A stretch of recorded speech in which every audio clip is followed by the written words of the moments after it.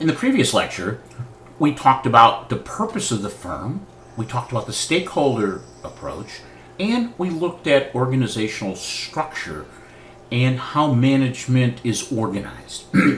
Next question is, what does management do? Well, the management process has 5 basic phases or steps. They all interact with each other. They're not independent. The first is planning. Second is directing. The third is controlling. And fourth is improving. And fifth is decision making. Now, we have, of course, organizational behavior where we go into a lot more depth on this. But for you to produce meaningful management accounting information, you need to understand the basics of the management process. The first one, planning. I think there's 2 kinds of planning. Strategic planning, where are we going 3 years out? It's aspirational, a compass. A budget is current year, tactical, and detailed, both in dollars and volumetrics, volumes, number of people, number of units produced. So it's all this planning idea, and in this step, my managerial accounting provides information to it. So there's 2 different kinds to know here. Planning is a key role. Delegate authority, assign work, provide direction. Yeah, that's what that step is important, but this is more about how work gets done. And management accountants and financial accountants, we want to understand what it is. But again, this is a point for organizational behavior, which, by the way, will be offered in Intersession 2021 if you do want to take it. Next thing is controlling. And controlling is a very broad base of information because you control a lot of things. And when you look at controlling, it's about processes, how we do things. It's about individual performance. Now, it's just not monitoring, but it's taking action. Okay? And performance management, when you're looking at the performance of a business unit or a person, it's about having that information that is actionable to do something to improve performance. There's a lot of different things in here, and a lot of this are tool that this phase of management accounting provides a lot of information to be able to do that. And I think when we look at it, there's 2 different things, and I think if we look at Steve Jobs here, it does make sense to hire smart people and then tell them what. It doesn't make sense to hire smart people and tell them what to do. We hire smart people so they can tell us what to do. Okay? And this speed bump here is the other side, micromanagement. There's no hyphen in micromanager. So we're sort of in this balance phase, is how do we monitor performance, and not just of individuals. This is about of processes, controlling risk, controlling systems, controlling data, controlling a lot of production, analytics, data.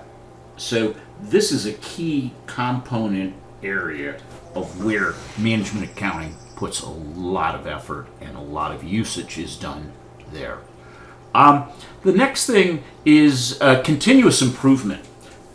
Companies are always looking to improve, increase creation of value, building customer bases, constantly improving. The role of management, when you think about it, is you got this information on controlling. Now, how can you make it better? Dr. William Demings, an engineer, he helped the Japanese right after World War II. He's sort of one of my favorite people in management science. You can learn about him if you take 300. But his cycle was plan, do, check, act. So we make the planning process, we do it, we check it, we make it available, and then we change it to make it better. We continuously improve what we do.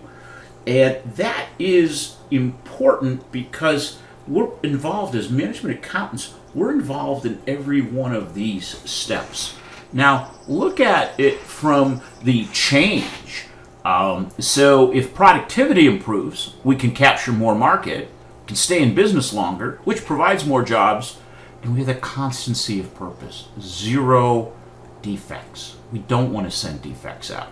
Profit improves. When quality improves, defects decrease. And productivity improves. So we start with this quality continuous program, continuous improvement in a chain.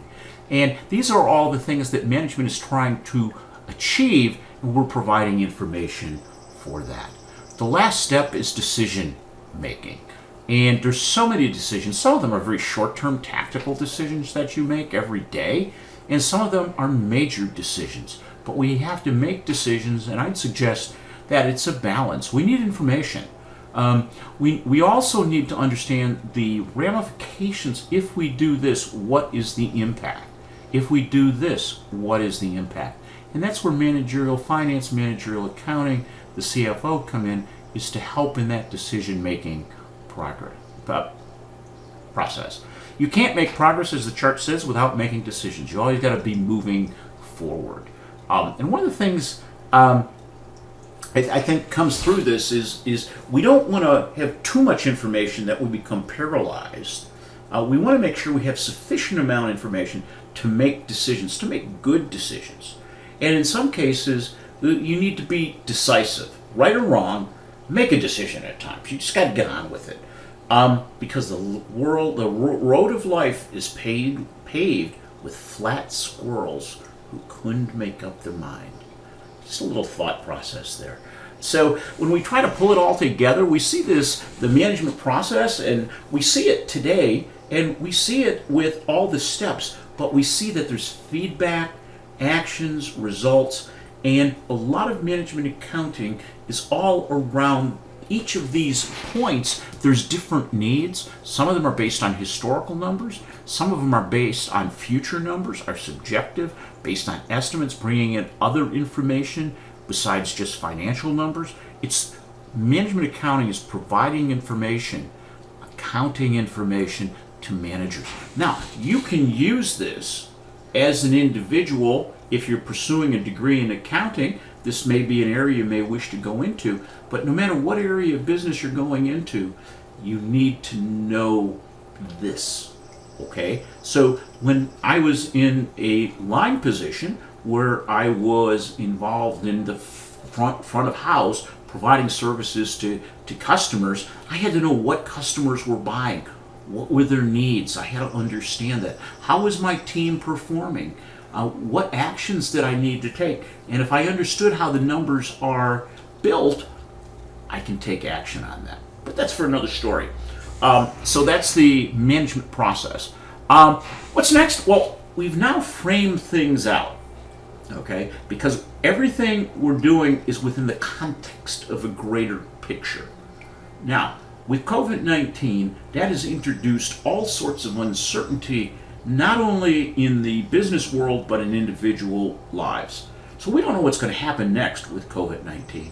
But again, since we are providing information, the next video is really going to talk a little bit about the current environment in which we're operating, because that's going to help us understand why are we doing things a certain way. So if you have questions, please let me know.